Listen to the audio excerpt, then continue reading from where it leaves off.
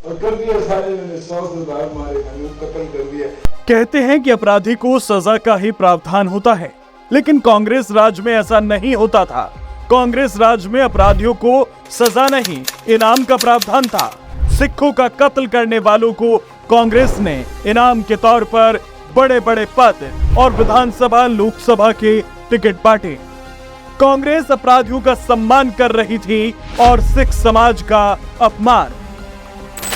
कहा जाता है कि सिखों का नरसंहार कराने में सज्जन कुमार और जगदीश टाइटलर समेत कई कांग्रेस नेता मुख्य भूमिका निभा रहे थे।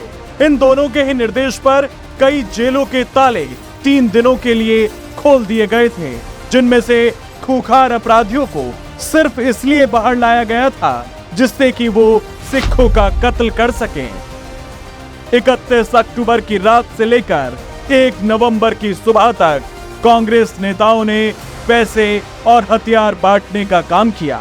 सज्जन कुमार और ललित माकन ने ही हमलावरों को पैसे और शराब की बोतलें बांटी। 1 नवंबर की सुबह 8 बजे सज्जन कुमार ने किरण गार्डन में 120 लोगों को ट्रक से लोहे की रोड बांटते हुए सिखों को मारने और उनके घरों को लूटने का आदेश दिया।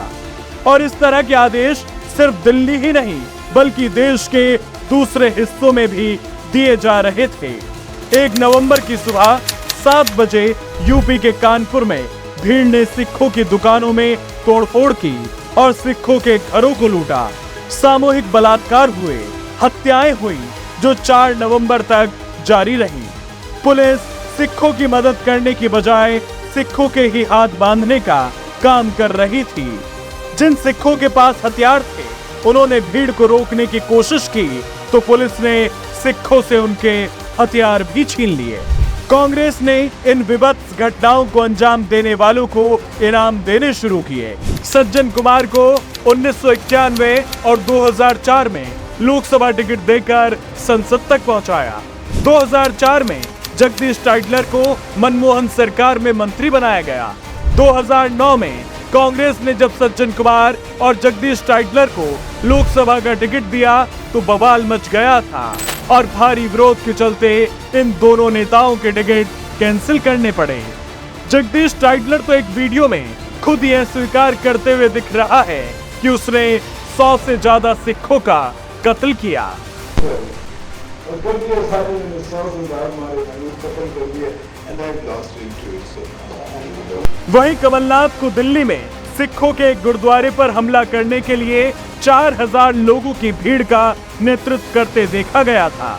उन्हें कांग्रेस ने सीएम तक बनाया, जो ये बताता है कि कांग्रेस ने न सिर्फ नरसंहार कराया बल्कि उस नरसंहार का नेतृत्व करने वालों को इनाम में बड़े बड़े पद भी दिए, जिससे ये साफ है कि कांग्रेस को सिखों के नरसंहार का कोई अफसोस नहीं था, बल्कि वो तो इस नरसंहार को जायज मानती रही है।